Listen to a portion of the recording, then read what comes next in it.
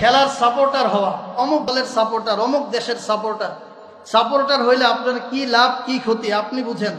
আপনাকে আমাকে লক্ষ্য করে আমাদের নবী সাল্লাল্লাহু আলাইহি ওয়াসাল্লাম বলেছেন, আবু দাউদ শরীফের হাদিস নাম্বার 4345, হাদিসের বর্ণনাকারী হযরত আরস ইবনে উমায়রা আল কিন্দি রাদিয়াল্লাহু আনহু, তিনি বলেন, قال رسول الله صلى الله عليه وسلم إذا عملت الخطيئة في الأرض, যদি জমিনের কোন প্রান্তে গুনাহের কাজ হয়, পৃথিবীর কোন প্রান্তে যদি গুনাহের কাজ হয়, খেয়াল করেন, কানা মান শাহিদাহা ফাকারিহাহা কামান গাবা আনহা, যেই এলাকায় খেলা হলো ঘটনাক্রমে আমি ওই এলাকায় বসবাস করি। আল্লাহ রাসূল বলেন, কানা মান শাহিদাহা ফাকারিহাহা কামান গাবা আনহা। উদাহরণস্বরূপ এই বছর বিশ্বকাপ কোথায় হচ্ছে? হ্যাঁ, এখন কাতারে কি সবাই পাগলা মুসলমান না ভালো মুসলমানও আছে? আল্লাহর ওলি, দিনদার, পরহেজগার, ইমানদার মুসলমান আছে না? এখন এরা কি করবে? খেলা তো তাদের বাড়ির পাশেই। খেলা এমন মুসলমানের ঘরের পাশে হইতে পারে কিনা? সহজ সম্ভব না, স্টেডিয়ামের পাশেই তার বাড়ি। এরা কি করবে? এরা কি এই খেলাহের দোষে দোষী হয়ে যাবে?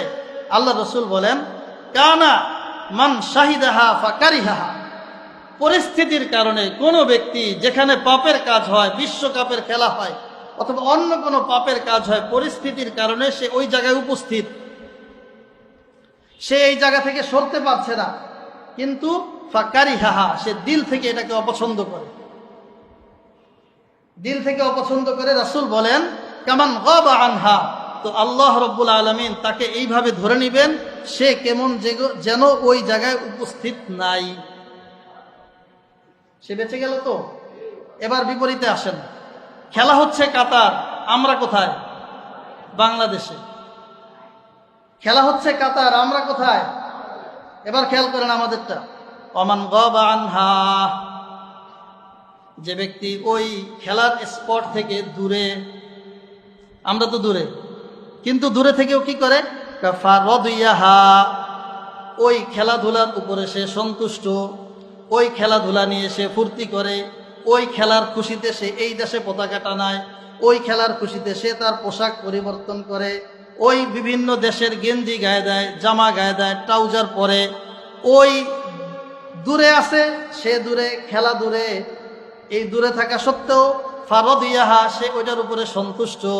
রাসূল বলেন, কানা কামান শাহিদাহা, এই লোকটা ওখানে থাকলে, ওই পাপের মধ্যে থাকলে যেই গুনাহ হইতো, দূরে থেকে সমর্থন করার কারণেও তার আমলনামায় সেই গুনাহ হবে। এবার আপনার সন্তানের আমলনামায় গুনাহ হোক, এটা আপনারা চান তো সবাই?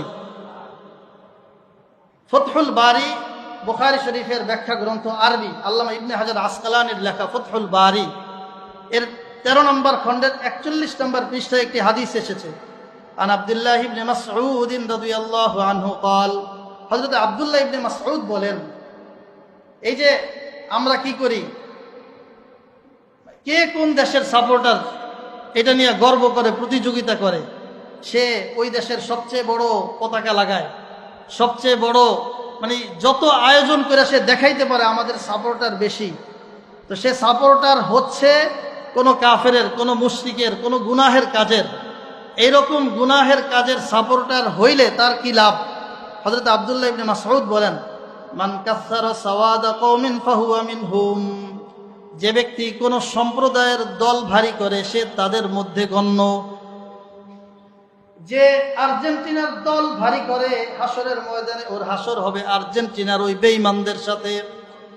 যে ব্রাজিলের দল ভারী করে, ওর হাসর হবে ওই ব্রাজিলের কাফেরদের সাথে।